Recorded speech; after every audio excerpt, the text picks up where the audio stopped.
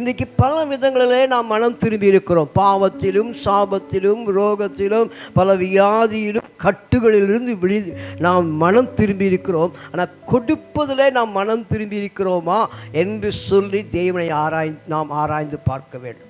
இஸ்ரவேல் ஜனங்களை ஏன் அவர் சொன்னார்?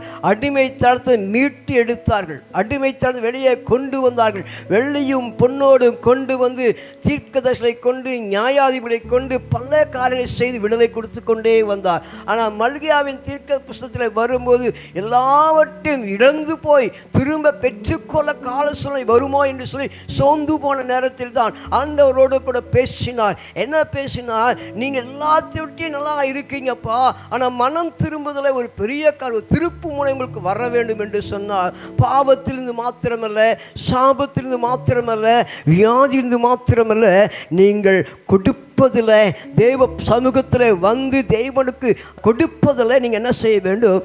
மனம் திரும்ப வேண்டும் என்று சொல்லி பேசினார்.